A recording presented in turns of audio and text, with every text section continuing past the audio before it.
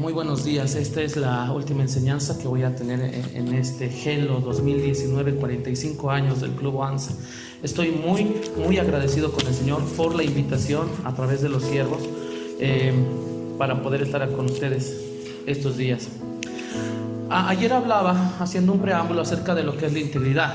Bueno, hoy día vamos a hablar de integridad de lleno. Integridad. Dice, el diccionario de la Real Academia Española define integridad como la total o amplia gama de aptitudes poseídas por una persona y la capacidad del ser humano para decidir sobre su comportamiento por sí mismo. En pocas palabras, es ser quien la persona es, esté donde esté, con quien esté y bajo qué circunstancias se encuentre, aun cuando nadie lo vea. Ser íntegro tiene que ver con lo que tú haces en público, pero también con lo que tú haces en privado cuando nadie te ve.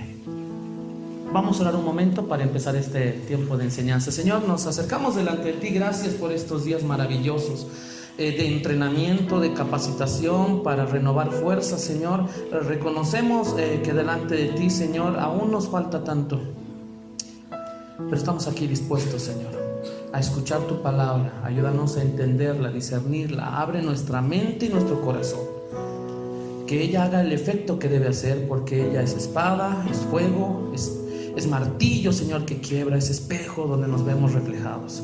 Señor, que tu palabra esta mañana cause en nosotros el querer como el hacer, por tu buena voluntad. Gracias, Señor, yo me sujeto a ella y te pido, Padre, que a través de ella podamos ser edificados, mis hermanos y yo, en el nombre de Jesús, amén. Integridad. Cuando hablamos de integridad, nosotros tenemos que entender algo. La integridad como concepto está bien, pero la integridad es algo que tú decides. Si nos vamos a Josué capítulo 24, versículos 14 y 15. Josué capítulo 24, versículos 14 y 15. Dice: ahora pues, temed a Jehová y servidle con integridad, dice Josué, escuchen, con integridad y en verdad, y quitad entre vosotros los dioses de los cuales sirvieron vuestros padres del otro lado del río y en Egipto, y servid a Jehová. Y si mal os parece servir a Jehová, escogeos hoy a quién servir, si a los dioses a quienes sirvieron vuestros padres cuando estuvieron al otro lado del río, pero yo y mi casa serviremos a Jehová. ¿Se dan cuenta? La integridad, el servicio de integridad es una decisión que una persona tiene que tomar. Por eso ayer hacía el preámbulo de decisiones. Ser íntegro, hermanos, es una decisión personal, sí. ¿Vas a tener modelos en la Biblia? Claro, en 1 Corintios capítulo 11, versículo 1, Pablo tenía la autoridad para decir: sed imitadores de mí, así como yo de Cristo. ¡Qué hombre tan increíble! ¿Quién de tu iglesia podría pararse y decir: hermanos, imítenme a mí, porque yo imito a Cristo? Tú podrías, yo podría. Cuando yo me hago esa pregunta, hermanos, yo digo, tengo mucha gente que me mira, tengo muchos estudiantes, mucha gente pues, yo lo conozco de tal lugar. Ojalá que no haya metido la pata cuando me conociste. Ojalá que no te haya dado un mal ejemplo cuando me conociste. Yo reviso lo que hice en estos años y muchas veces he cometido errores, hermanos. Muchas veces he tratado mal a alguien, muchas veces he juzgado, he abierto mi boca sin pensar. La integridad es un proceso. La integridad empieza con una decisión. Y cuando nosotros queremos revisar un ejemplo intachable, nosotros vemos en Hebreos capítulo 4, versículo 15, que dice: porque no tenemos un sumo sacerdote que no pueda compadecerse de nuestras debilidades, sino uno que fue tentado en todo, pero sin pecado. ¿De quién está hablando? Jesús. Intachable, íntegro, no pecó. Y cuando nosotros revisamos una vida de integridad y queremos sacar de esto ejemplos, pues tenemos que revisar la vida de Jesucristo. Me gustó ayer la enseñanza que daba el pastor Fernando en la mañana en el devocional. Si quitas a Jesús de las enseñanzas, de las prédicas, entonces no tiene sentido. Él es el centro, por eso somos cristianos, hermanos. Ahora, si Él es nuestro modelo de integridad, revisemos un poco cuáles áreas, dónde, cómo empezó esto. Si tú te vas a Lucas 2:52, que es un versículo muy conocido. Ahora recuerden, no todo el rato voy a estar hojeando la Biblia porque hay muchos versículos. Ahí lo van a proyectar, porque mi esposita está apoyándome ahorita. Lo van a proyectar ahí, pero si no, tú los anotas. En Lucas 2:52, que este es el último versículo que nos habla acerca de la niñez, adolescencia de Jesús, de aquí la Biblia va a saltar a Juan capítulo 2, al primer milagro de Jesús. Jesús ya tenía 30 años. Si tú me preguntas, porque muchos me hacen preguntas, ¿qué pasó con Jesús de los 12 a los 30 años? Este versículo nos va a explicar y nos va a resumir lo que pasó de los 12 a los 30 años. Lucas 2:52 dice: y Jesús crecía. ¿En qué? Sabiduría, estatura y en gracia para con Dios y los hombres. Integridad. La integridad tiene que ver con todos los aspectos de tu vida. Y si tú revisas esto, porque esto en pedagogía tú lo puedes utilizar, el desarrollo integral del niño. Tú puedes utilizar este versículo de diferentes enfoques, pero nos está explicando que Jesús, como cualquier persona, crecía, maduraba. Esa madurez tiene que ver con integridad. ¿Y en qué áreas uno debe ser íntegro? ¿En qué áreas Jesús aprendió, creció? Bueno, primero tenemos en sabiduría. ¿Quieres ser íntegro? Busca sabiduría. Según Proverbios capítulo 1 versículo 7, el principio de la sabiduría, me encanta porque estoy con líderes. Tú sabes los versículos. Entonces, el principio de la sabiduría es el temor de Jehová. En contraposición, Salmo 14:1 nos dice que dice el necio en su corazón: no hay Dios. O sea, ¿quieres encontrar una persona falta de integridad? Fácil, no tiene a Cristo en su vida. Punto, no tiene a Cristo. Sin Cristo, hermanos, la ecuación no sirve. No vas a poder ser buen líder, no vas a poder ser buen esposo, no vas a poder ser buen estudiante, no vas a poder ser buen novio, no vas a poder ser buen nada si no tienes a Cristo. No vas a saber perdonar, ni cómo trabajar, ni cómo hablar, porque Cristo es el centro. Es el centro. La sabiduría es algo que te lleva a ser íntegro. Jesús tenía muy claro que la sabiduría se alcanzaba por el conocimiento de Él. En Juan capítulo 5 versículo 39, Jesús dijo: escudriñad las escrituras. ¿A ustedes os parece que en ellas hay vida eterna? Ellas son las que dan testimonio de mí.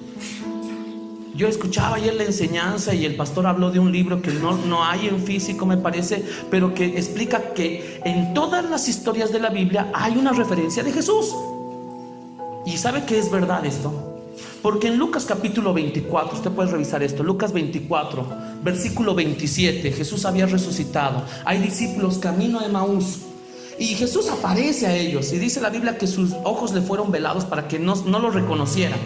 Entonces Jesús ahí en una charla: ay, ¿qué están haciendo aquí? ¿Cómo que tú eres el único que no sabes? Estamos hablando de Jesús, de este hombre que cómo vivió y resucitó. Y ahí está. ¿Y saben qué? Lucas 24, 27 dice: y comenzando desde Moisés, pasando por todos los profetas, les explicaba a estos discípulos lo que las escrituras decían de él. Esto es conocimiento, esto es sabiduría. El Club Oanza está haciendo una tarea que muchas iglesias como iglesias no hacen: entrenar, enseñar, que el niño memorice. Tú puedes decir: la memorización. No, la palabra no va a volver vacía. Ha habido momentos en mi vida, hermanos, alejado del Señor, que si no hubiera sido por Oanza, si ese versículo no hubiera venido a mi mente, taladrándome una y otra vez, cosas muy duras en las que yo estaba errado, yo no estaría aquí parado. Pasa por ese proceso de sabiduría. ¿Quieres ser íntegro? Pasa por ese proceso. Juan 17:17, Jesús dijo: santifícalos en tu verdad, tu palabra es verdad. ¿Se da cuenta de la importancia de hallar sabiduría por medio de la palabra de Dios? O el Salmo 119:11, ¿qué dice? En mi corazón he guardado tus dichos para no pecar contra ti. Lámparas a mis pies tu palabra, el Salmo 119:105. Y lumbrera mi camino. ¿Con qué limpiaré el joven su camino? Con guardar tu palabra. El poder de las escrituras, hermanos, no es algo místico, es algo práctico. Cuando alguien me habla, que la prosperidad, que está en error, no, la Biblia habla de prosperidad, pero no de la prosperidad que la gente anda vendiendo por ahí, sino la prosperidad bíblica. En Josué capítulo 1 versículo 8, ¿qué dice? Josué 1:8 dice: no se apartará de tu boca este libro de la ley, sino que de día y de noche meditarás en él, para que guardes y hagas conforme a lo que en él está escrito. Entonces harás prosperar tu camino y todo te saldrá bien. ¿Se da cuenta la importancia de las escrituras? Porque ahora, no solamente la memorice, Santiago 1:22 nos da una gran llamada de atención, que no seamos solamente oidores de la palabra.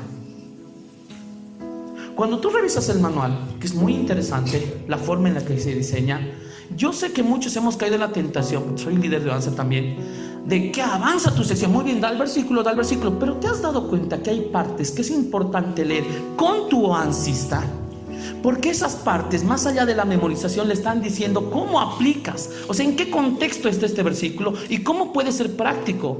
Porque si el niño memoriza las escrituras, y estoy de acuerdo con eso, bueno, las memorice ya. Pero la idea no es memorizar versículos solamente, es ponerlos en práctica. Si no, no tiene sentido. Sabiduría. ¿Quieres ser íntegro? Hay respuesta en la palabra de Dios. Yo doy conferencias para padres de familia.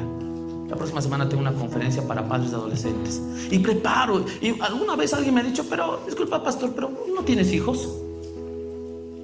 ¿Tú no sabes lo duro que es tener hijos? No, sí, yo estoy completamente de acuerdo. Yo no tengo hijos, digo, pero tengo el manual y lo estoy estudiando. Y yo creo que ustedes también tienen que hacer lo mismo. Porque si no sabes cómo tratar a tu hijo, si no sabes cómo respetar a tus padres, aquí está el manual. Yo le estoy mostrando lo que dice el manual. Otra cosa es con guitarra, obviamente, otra cosa es con guitarra. Pero aquí están las directrices. No me las voy a inventar. No soy psicólogo familiar. Solamente sé que aquí, cuando uno cumple lo que dice aquí, entonces te va a ir bien. Eso es sabiduría. Ese es el principio de la integridad. Pero Jesús crecía en Lucas 2:52 en estatura. ¿Sabía que nosotros físicamente necesitamos ser íntegros? Yo vengo de esa generación donde decían, pastor sin panza no inspira confianza. Y tú dices, caray, entonces el pastor tiene que ser gordito, sí, con púlpito incorporado. Entonces yo tengo una lucha con eso. Mi esposa sabe. Y ahí, por ejemplo, en mi tablero, en mi oficina, tengo ahí 2 ya marquitas de cuánto peso y si estoy bajando, estoy subiendo.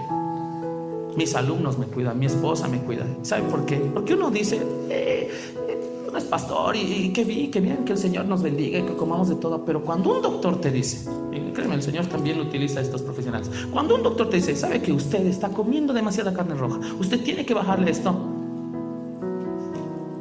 Hasta eso tiene que utilizar el Señor para hacernos dar cuenta. Lo que Él dijo en 1 Corintios capítulo 6, versículos 19 y 20. ¿O ignoráis que vuestro cuerpo es templo del Espíritu Santo, que fuisteis comprado con precio? Glorificad pues a Dios en vuestros cuerpos, los cuales son de Dios. O sea, mi cuerpo, aunque no creen, hermanos, tiene que tener cierto cuidado. En 1 Timoteo capítulo 5, versículo 23, Pablo ya le decía a Timoteo, ¿qué le decía? No te olvides de tomar tu copa de vino por tus constantes enfermedades. Algunos teólogos piensan que Timoteo hasta tenía gastritis. No, en serio te digo. Es posible que haya tenido gastritis este siervo del Señor. Porque hay que tener cuidado de uno mismo. Cuida tu cuerpo. Eso también es integridad, por si acaso.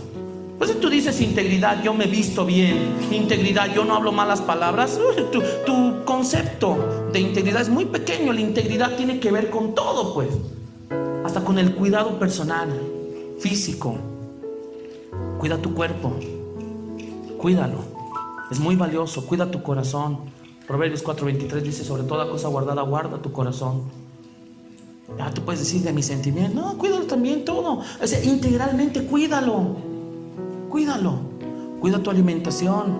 Tú dices, pero eso no deberían ser consejos que se dan fuera de la iglesia. No, hermanos, yo creo que hay consejos que se tienen que dar al pueblo de Dios, porque la palabra de Dios es viva y eficaz y nos da consejos para nuestro cuidado, hasta en la alimentación, le cuento. Yo he escuchado enseñanzas de alimentación con base bíblica. ¿En serio? Sí. Porque el Señor esto que nos ha dado, cierto, se va a quedar, es materia. Vamos a morir, se va a quedar esto. Pero ¿cómo lo cuidamos? lo que el Señor nos dio, eso también es integridad. Jesús crecía, sí, crecía. Y no vas a ver ninguna imagen, por lo menos no tenemos esta idea, de un Jesús barrigón, de un Jesús descuidado, estilo Thor en la última película. No vas a ver a Jesús así. Cuida.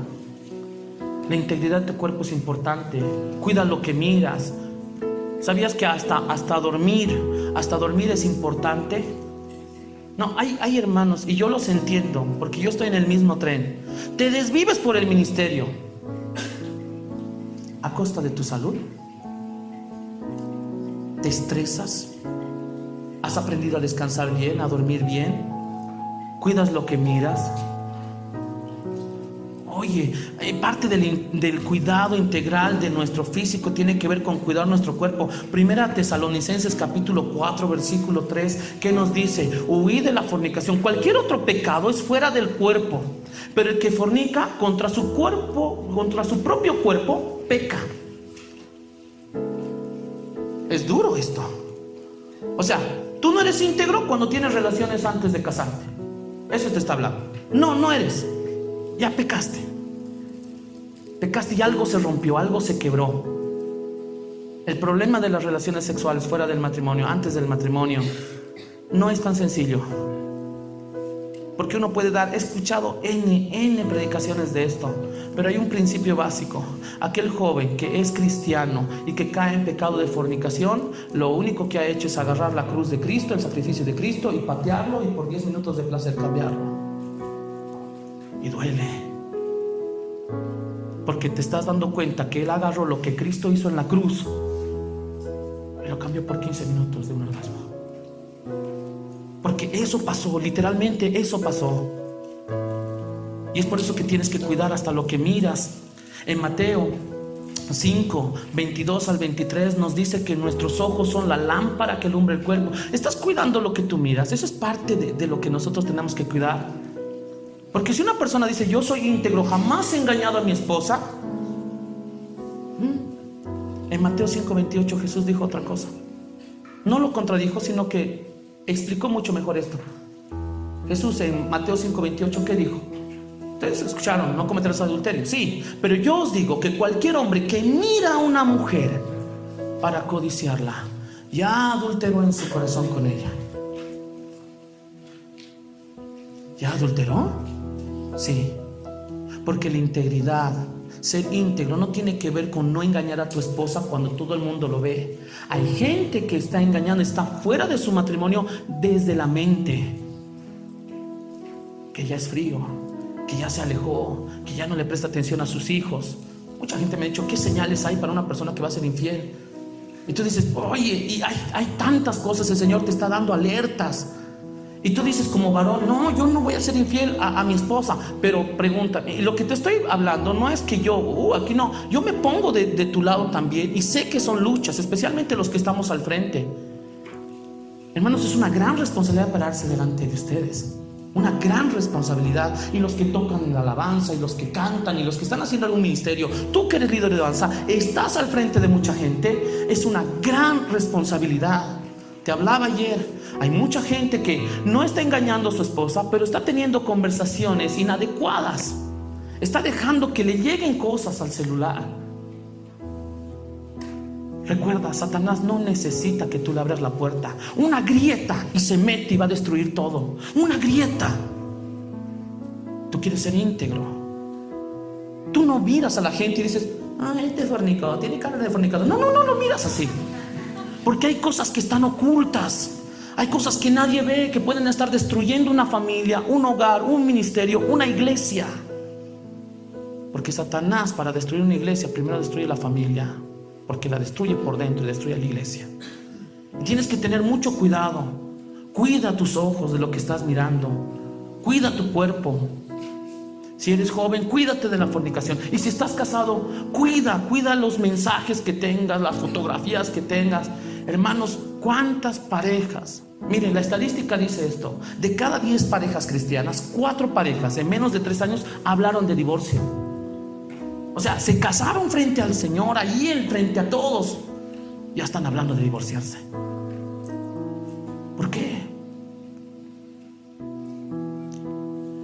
Un estudio dice que hay dos motivos principales por los cuales las personas se divorcian. Número 1, dinero. Número 2, sexo. Cuenta una anécdota que un pastor iba camino al aeropuerto con otro hermano y le decía: pastor, gracias por la enseñanza. Tengo un problema, quiero que me aconseje. ¿Cuál? Hace 5 años que no duermo con mi esposa. ¿Le está siendo infiel? No, no es eso, pastor. Antes, en mi vida pasada, cuando no conocía a Cristo, tuve relaciones sexuales con muchas mujeres. Pero hoy, cuando me acuesto con mi esposa, las imágenes de esas mujeres vienen a mi mente y no puedo escapar. Están ahí. Y estoy durmiendo físicamente con mi esposa, pero mi mente está en otro lado. Y es algo que me está destruyendo por dentro. Hermano, ser íntegro tiene que ver con un cuidado. Y cuidado en las pequeñas cosas que tú ni te imaginas que podrían resultar en desastre. Integridad. Jesús crecía en gracia para con Dios. Tienes que ser íntegro en tu vida espiritual. ¿Cómo? Practica, no dejes de congregarte.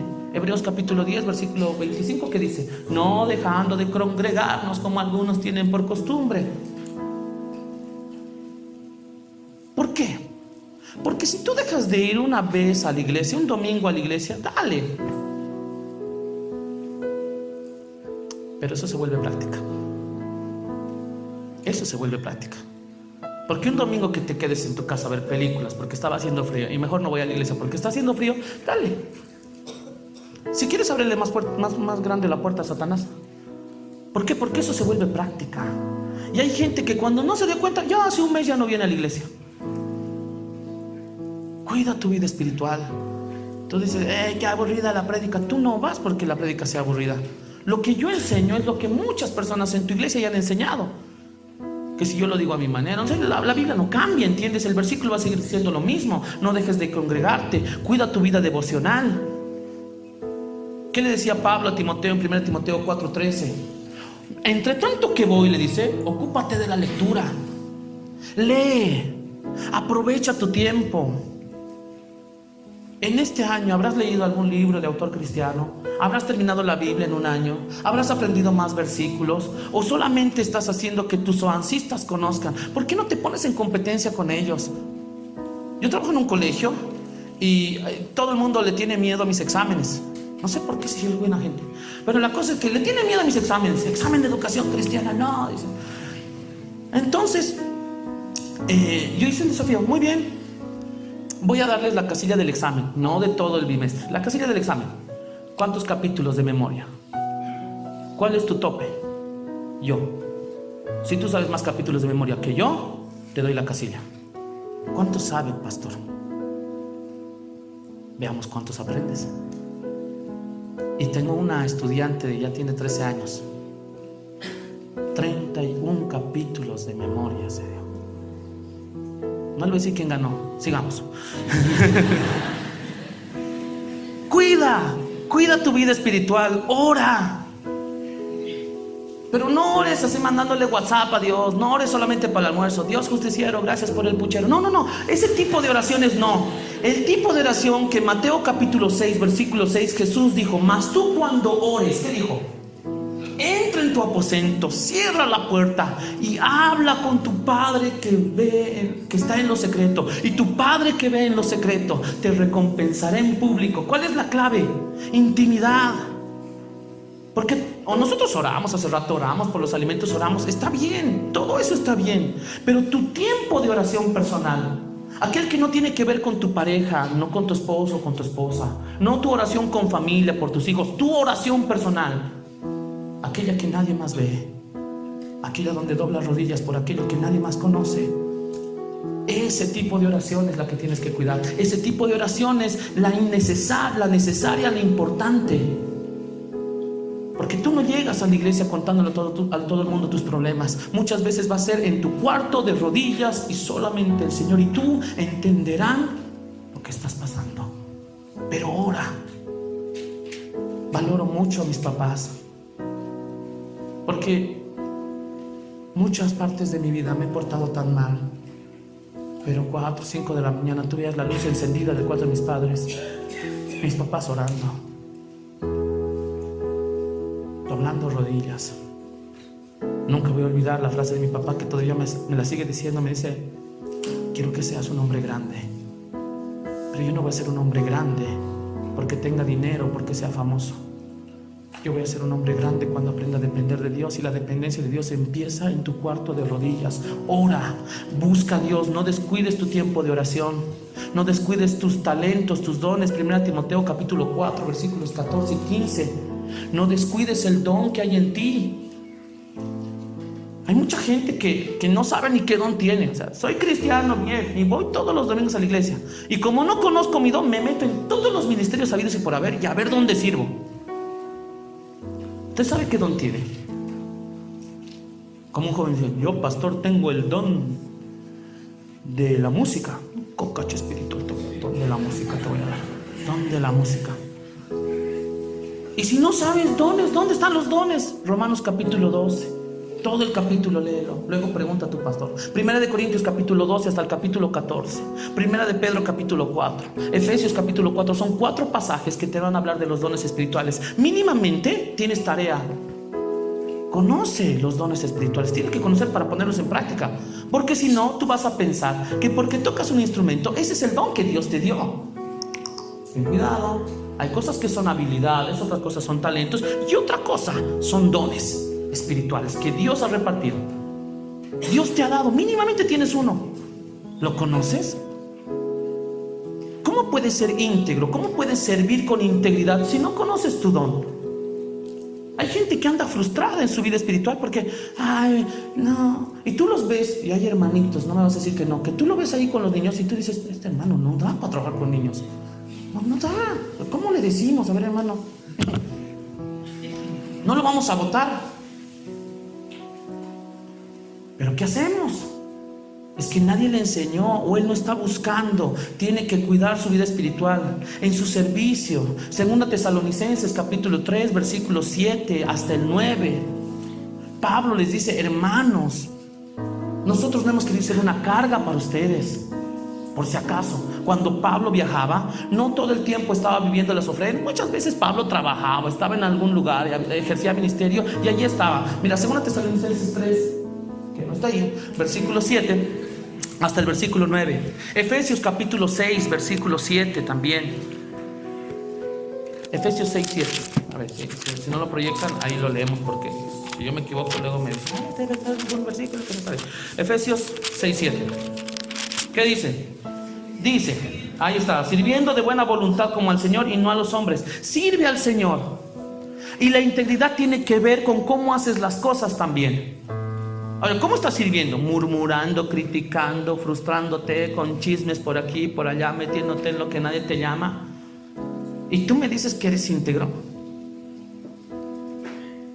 Oye, la integridad dentro del servicio tiene que ver con la manera en la que haces las cosas. Y todo lo que hagas, sea de hecho, de palabra, hazlo como para el Señor.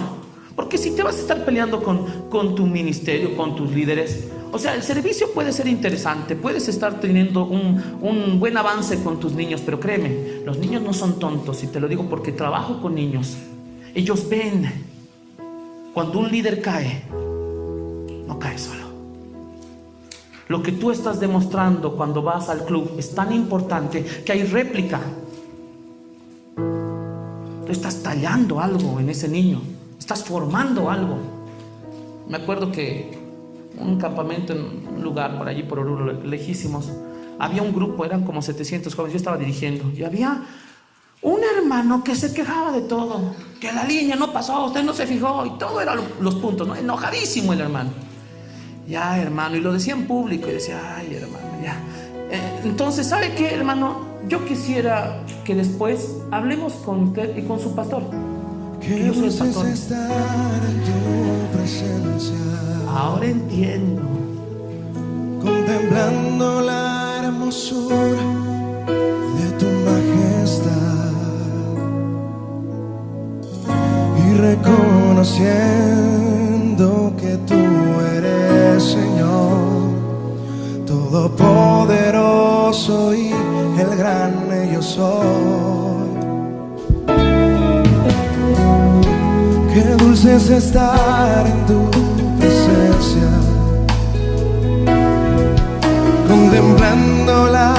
hermosura de tu majestad y reconociendo que tú eres Señor todopoderoso y el gran yo soy. Dile, Santo,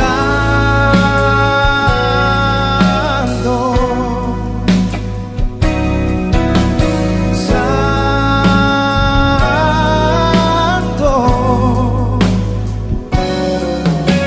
mi corazón se une a la melodía angelical. Dilo de nuevo.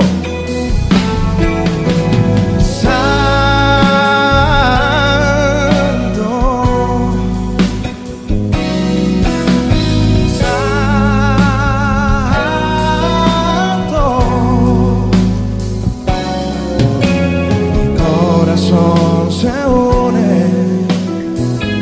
a la melodía angelical. Qué dulce es estar delante de ti, Señor. Qué dulce es estar en tu presencia, contemplando la hermosura de tu majestad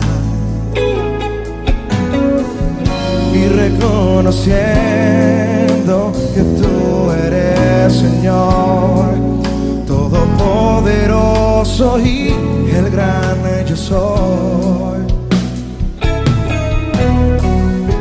Qué dulce es estar en tu presencia. Dile, contemplando la hermosura, contemplando la hermosura de tu majestad y reconociendo que tú eres Señor todopoderoso y el gran yo soy. Dile, Santo,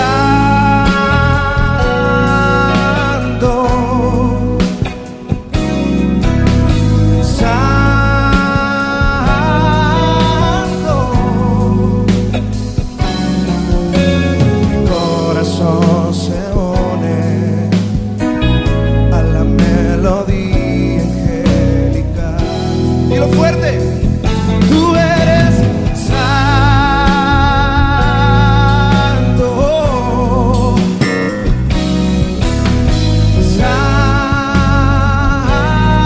santo. Mi corazón se une a la melodía angelical. Quiero escucharte a ti cantarle. Dile.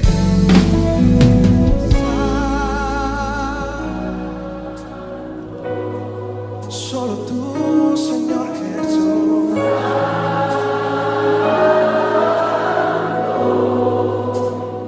Nuestro corazón se une. Mi corazón se une.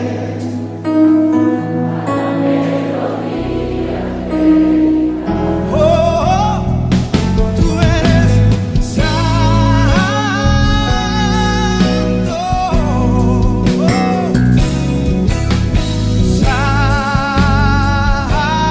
santo. Mi corazón se une a la melodía angelical. Mi corazón se une a la melodía angelical. Mi corazón se une a la melodía angelical.